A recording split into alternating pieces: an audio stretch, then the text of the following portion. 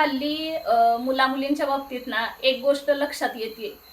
मुलांचं असू दे किंवा मुलींचं असू दे, अगदी तिशी ओलांडली तरी सुद्धा लग्नाचं नाव नसतं. कारण त्यांचं असतं की करिअर होणं गरजेचं आहे, करिअर होणं गरजेचं आहे. पण त्या विद्यार्थ्यांचं कसं असतं की तुम्हाला करिअरसाठी 30 वर्ष खरंच गरज नाहीये.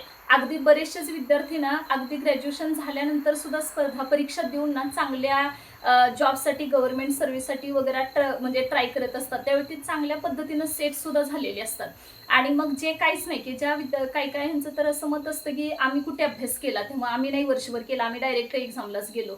मग ह्यावर विचार करण्यासारखी गोष्ट आहे की जर तुम्ही डायरेक्ट परीक्षेला जात असाल तर तुम्ही वर्षभराचं तुमच्या डोक्यात काय असणार आहे, म्हणजे तुम्हाला ना थेरॉटिकल नॉलेज ना प्रॅक्टिकल नॉलेज. मग तुम्ही आयुष्यात कसं काय टिकणार आहात पुढे सांगा. तुम्ही स्वतःच काय केलं नाही तर दुसऱ्यांकडून मग नाही का असं आपल्यापेक्षा लग्नासाठी जो मुलगा बघतोय तो आपण काय म्हणतो 3-4 वर्षांनी मोठा असला पाहिजे, पण त्याची इतकी गडगंज श्रीमंती प्रॉपर्टी वगैरे असला पाहिजे.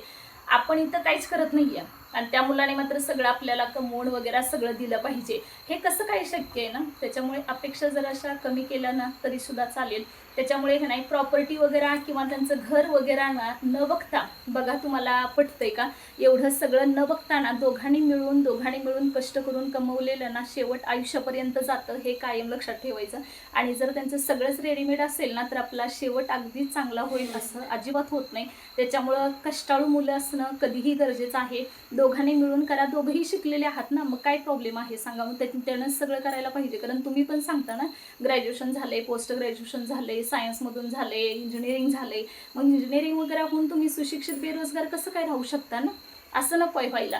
त्याच्यामुळे ना तुम्ही एक बघा, लग्न करताना घर कसं आहे हे पाहू नका, लोक त्या घरात कसे राहतात ते पहा. घराच्या भिंतींपेक्षा त्या भिंतींच्या आत राहणारी माणसं आणि त्यांचा स्वभाव मात्र जास्तच महत्त्वाचा असतो.